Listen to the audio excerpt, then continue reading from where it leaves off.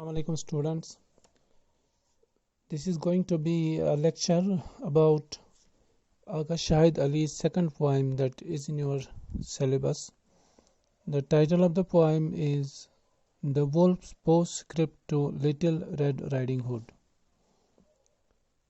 पहले जो हमारा इससे पहले आपका जो लेक्चर हुआ था वो आगा शाहिद अली की पोइम जो थी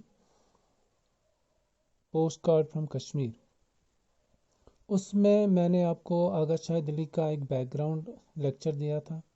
छोटा सा लेक्चर था रिगार्डिंग आगा शाहिद अली, उनकी थोड़ी बायोग्राफी, उनकी लाइफ हिस्ट्री थोड़ा बहुत, और उनकी बैकग्राउंड की कहाँ से थे, बिलोंग कहाँ से करते थे, और फिर उनकी स्टडीज़ कहाँ हुई और उनने पढ़ा कहाँ पे। ये सब कभी कभी ऑथर की जो बायोग्राफी होती है इससे कभी कभी ऐसा होता है कि उसकी राइटिंग पे उसका बहुत ज़्यादा असर पड़ता है और समझ में भी कभी कभी इसी नज़रिए से वो ज़्यादा बेहतर तरीके से आती है। तो उसको अब पीछे छोड़ते हुए होप कि आप उसको जहन में रखेंगे। जो दूसरी पोइम है वो थोड़ी डिफरेंट थीम पे है। जो पहली थी आपने देखा उसमें नॉस्टैल्जिया की जिक्र थी, कश्मीर की जिक्र थी और कैसे कश्मीर को मिस कर रहे थे आगा शाहिद अली। तो ये भी कश्मीर के रिलेटेड ही है, लेकिन इसमें जो कश्मीर का जिक्र या कश्मीर का कॉन्टेक्स्ट है वो थोड़ा इसमें इतना ज़ाहिर नहीं है जितना पहली पोइम में था। तो उसको आपको अंडरस्टैंड करना पड़ेगा। तो ये पोइम क्या है, पहले थोड़ा बहुत मैं इसका ब्रीफ इंट्रोडक्शन देना चाहता हूँ कि ये बेस है, ये पोइम लिखी गई है लिटिल रेड राइडिंग हुड की फेरी टेल के ऊपर लिखी गई है। तो लिटिल रेड राइडिंग हुड की जो फेरी टेल है वो क्या है, वो फेरी टेल्स ऐसी होते हैं जो बच्चों के लिए लिखी गई हैं, बच्चे उसको पढ़ते हैं और कभी कभी इसमें एक मॉरल होता है, एक मैसेज आखिर में, एक किस्म की एक सबक आमेज कोई बात बच्चों को समझाई जाती है और बच्चों के लिए ही होती है। अब आगा शाहिद अली ने इसी को लिया है। तो इस पोइम को लेने का मतलब तो बज़ाहिर ऐसे लगता है कि बच्चों के लिए होगा, लेकिन ये बच्चों के लिए आगा शाहिद अली नहीं ले रहे हैं। तो जो इंटरप्रिटेशन हम देखने वाले हैं उसमें हम देखेंगे कि ये असल में बड़ों के लिए लिख रहे हैं। तो पोइम जो है ये लिटिल रेड राइडिंग हुड का जो ये फेरी टेल है वो क्या है, ये एक छोटी लड़की के बारे में है। उसका नाम रेड राइडिंग हुड क्यों रखा गया है, क्योंकि वो एक हुड पहनती है। हुड आपको पता होना चाहिए, ये सिर को भी कवर करता है और इसका जो है रेड कलर का हुड पहने हुए जाती है ये, इसलिए इसको रेड राइडिंग हुड कहा जाता है। तो ये जो है ये जंगल में एक वुल्फ को का मतलब से उसका साबका होता है। एक वुल्फ इससे को जंगल में मिल जाता है, लेकिन ये जाना चाहती है, इसको जाना होता है अपनी ग्रैंड मदर के पास जो कि जंगल में रहती है। तो ये जो है वुल्फ इसको देखने के बाद इसकी ग्रैंड मदर के घर यानी उसके मकान में पहले पहुंच जाता है जो जंगल में होता है। तो लेकिन जब लड़की वहाँ पे पहुँचती है तो ये जो है इस लड़की को भी खा जाता है, ग्रैंड मदर को भी खा जाता है, क्योंकि ये ग्रैंड मदर के मतलब उसको खाने के बाद उसके बेस में वहाँ पे रहता है, उसके कपड़े पहनता है और लड़की को पता नहीं चलती है कि ये ग्रैंड मदर है या क्या है, जब यहाँ तक कि वो उसके नज़दीक आ जाती है और वो उसको खा जाता है।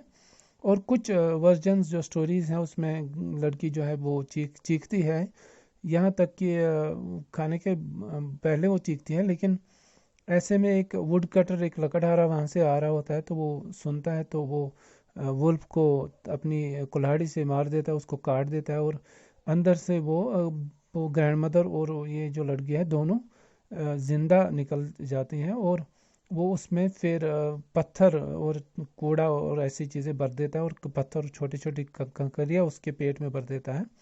और ये स्टोरी है तो बज़ाहिर तो ये बहुत बचकाना स्टोरी है क्योंकि बच्चों के लिए ही है ये, लेकिन आगा शाहिद अली इस स्टोरी को एज इट इज़ नहीं सुनाते हैं, बल्कि इसमें आगा शाहिद अली एक ट्विस्ट दे देते हैं, एक टर्न कर देते हैं इसमें कि स्टोरी जो अभी तक जो थी फेरी टेल, ये सुनाने वाला कोई omni प्रेजेंट नरेटर था, कोई ऐसा नरेटर, कोई ऐसा स्टोरी सुनाने वाला जो कि स्टोरी का कैरेक्टर ना हो, मतलब कैरेक्टर स्टोरी में नहीं है वो, मतलब वुल्फ नहीं सुना रहा है, या लड़की नहीं सुना रही, या ग्रैंड मदर नहीं सुना रही, बल्कि कोई ऐसा नरेटर है जिस पे किसी का ध्यान नहीं जा रहा है, लेकिन वो हर जगह पे देख रहा है कि कहाँ पे क्या हो रहा है, और कभी कभी कमेंट भी कर देता है।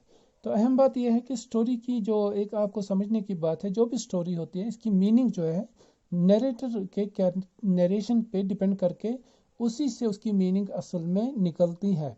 जो भी स्टोरी, जो भी आप इंसिडेंट सुनते हो, उसमें बहुत ज़्यादा असर होता है इस चीज़ का कि ये सुना कौन रहा है, किस नज़रिए सुना रहा है।